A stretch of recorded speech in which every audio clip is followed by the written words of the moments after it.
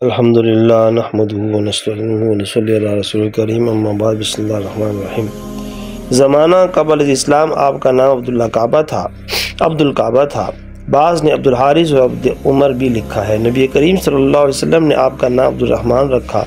آپ کے حقیقی بھائی کا نام اسود اور دو علاتی بھائیوں کے نام عبداللہ اور عثمان بن عوف تھے۔ 60 برس تک کی عمر میں اسلام لائے اور 60 سال تک اسلام میں زندہ رہے۔ حضرت ابن عباس رضی اللہ عنہ فرماتے ہیں ایک بار عبدالرحمن بن عوف رضی اللہ عنہ کا تجارتی قافلہ شام آیا اور وہ سبھی اشیاء نبی کریم صلی اللہ علیہ وسلم کی خدمت میں لے آئے۔ اتنے میں جبریل علیہ السلام نازل ہوئی اور کہنے لگی یا رسول اللہ صلی اللہ علیہ وسلم، اللہ تعالیٰ نے آپ کو سلام فرمایا ہے اور میرا سلام عبدالرحمن رضی اللہ عنہ سے کہہ دیجئے، نیز جنت کی بشارت سنائیے۔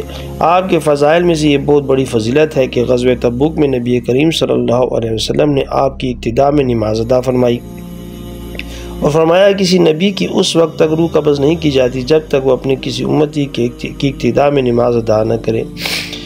سبب یہ ہوا کہ سید عالم صلی اللہ علیہ وسلم وضو فرما رہے تھے اور عبدالرحمن بن عوف رضی اللہ عنہ نے یہ سمجھتے ہوئے اول وقت میں نماز پڑھانا شروع کر دی۔ ممکن ہے نبی کریم صلی اللہ علیہ وسلم نماز ادا فرما چکے ہوں۔ نبی کریم صلی اللہ علیہ وسلم نے کرم فرمایا اور ایک رکعت آپ کی ابتدا میں ادا کی۔ نبی کریم صلی اللہ علیہ وسلم نے فرمایا عبدالرحمن مسلمانوں کے سرداروں میں ایک سردار ہیں۔ اللہ تعالیٰ نے انہیں سلسبیل جنت سے سیراب فرمایا۔ ارشاد ہوا عبدالرحمن آسمانوں اور زمینوں میں امین کے لقب سے مشہور ہیں۔ انہوں نے 65 احادیث روایت فرمائیں۔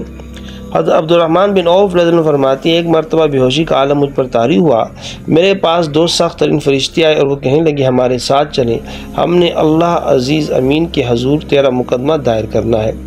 ایک بولا انہیں چھوڑ دو کیونکہ یہ تو ان لوگوں میں سے ہے جس کے لیے شکم مادر میں آنے سے پہلے ہی سعادت و فیروز بختی لکھی جا چکی ہے۔ حضرت عبدالرحمن رضی اللہ عنہ انتہائی متواضع اور عاجزی و انکساری کے پیکر تھے۔ اپنے غلاموں میں ایسے گل مل جاتے کہ پہچاننا مشکل ہو جاتا۔ بخاری شریف میں ہے حضرت عمر رضی اللہ عنہ نے صحابہ کرام رضی اللہ عنہ کے ساتھ شام جانے کا قصد فرمایا تو پتہ چلا وہاں وبائی امراض پھیل چکے ہیں۔ لوگوں نے واپسی کے بارے مختلف آراء پیش کی تو حضرت عبدالرحمن رضی اللہ عنہ نے کہا نبی کریم صلی اللہ علیہ وسلم کا ارشاد ہے جہاں وبا پھوٹ پڑے وہاں جانے کا قصد نہ کرو، اور اگر اس سرزمین میں جہاں تمہارا قیام ہے وہاں پھیل پڑے تو وہاں سے بھاگنا کا ارادہ بھی نہ کرو۔ اللہ تعالیٰ آپ کو مجھے صحابہ کی اتباع کرنے کی توفیق عطا فرمائے۔ جزاکم اللہ خیرا۔